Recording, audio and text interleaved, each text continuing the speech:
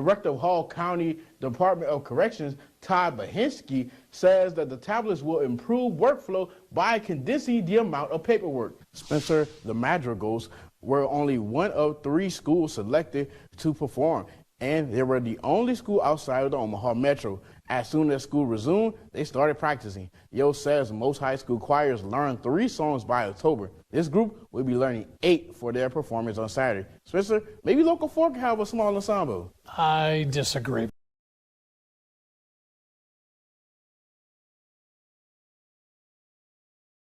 Today is the final day of the Barn Festival's Christmas Market, and it's their second. Well, today is the final day of the Barn Festival's Christmas Market, and it's their second annual Christmas Market, and it's held the first 10 days in December. And it's also still underway, and that's where we find Local 4's Leroy Triggs, and he joins us live with more. Leroy? Casey, although there aren't many vendors physically here, there are approximately products from 15 different vendors here at the Christmas market. Now, as you mentioned, this is one of the newer traditions in Hastings, but owner Kara Parter says that people can count on this tradition being something happening every year. The National Weather Service says that we can see anywhere between 5 to 9 inches of snow. Now, that snow will be accumulating over the day, making visibility hard, and also it will be making travel conditions slick.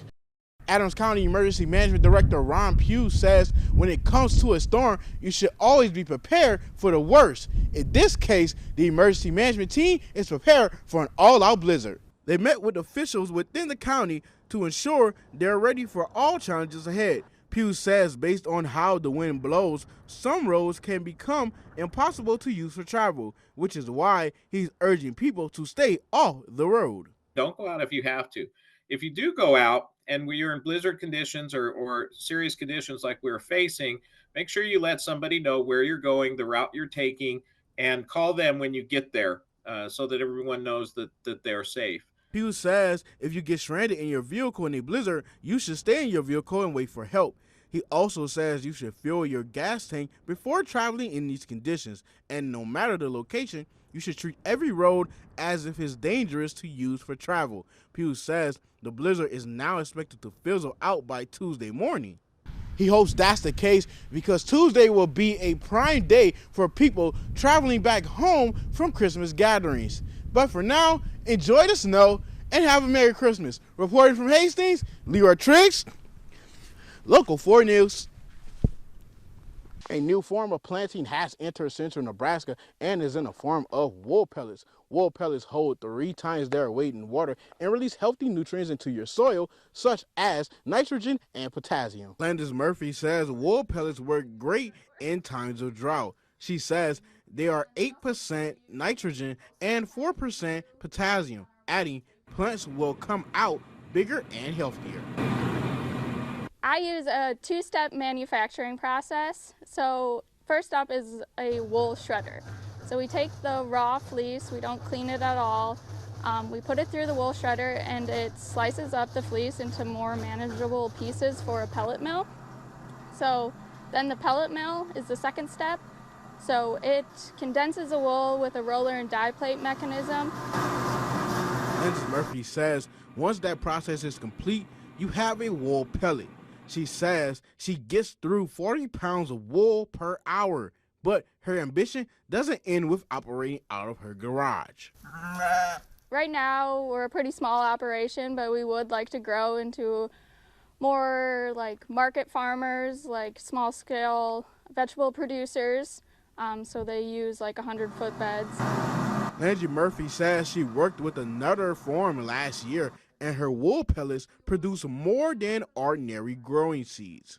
Landis Murphy chose the name Kestrel Ridge because Kestrel is a small falcon, and just like her, is small but mighty. Reporting from Lawrence, Leroy Triggs, Local 4 News. A decision that was years in the making is finally on its way to Lincoln. The Hall County Board of Commissioners passed a motion to submit a courthouse plan to the state. When they review courthouse renovations and expansions, they look at the size, space, functioning style, and clerk's office space. Working with the judges is a huge part of this process. It's very important. It's very important to get their input on. Those judges are the ones that are going to be utilizing that day in and day out. And so it really needs to be part of the process so that they know the functionality of the court will work. Corey Steele says the process of reviewing plans has gone on for several years in Hall County. He says sometimes the process is quick, but this plan is only in stage 1. We're required to submit in 3 different stages stated within the Nebraska Court Facility Planning Guidelines and Standards. So we're maintaining communication with the administrative office of the courts throughout that process. And so they're going to give us feedback. They acknowledge that compromise is inevitable. Steve Severson says they're working closely with the judges because ultimately they'll tell them if they're heading in the right direction. And the judge's decision is law. Reporting from Grand Island, Leroy Triggs, Local 4 News. Grand Island Casino Resort held a groundbreaking for their permanent facility. Elite Casino CEO Dan Keel says the new facility will provide up to 700 jobs. And he says this will help make Grand Island the agricultural capital of the Midwest. Elite Casino is also working behind the scenes to provide a major need. Elite Casino owners and management recognize and understand that housing is critical in recruiting employees, and they are working with the developer on potential housing options. They get that there has to be housing here to attract employees. Johnson says Elite Casino's housing development could be in surrounding communities. That depends on the preference of their employees. She says the city of Grand Island is always looking for ways to provide housing. One official says the casino and resort will fill an entertainment void in the state. Continued access to good services, restaurants, the ability for entertainment venues, all of these things contribute to economic success and progress going forward. When we try to attract new talent in our state, individuals want entertainment value, they want that community mindedness. Shane Greco says the casino and resort will offer entertainment value, property tax relief, and the ability for communities to grow. Reporting from Grand Island, Leroy Triggs, Local 4 News.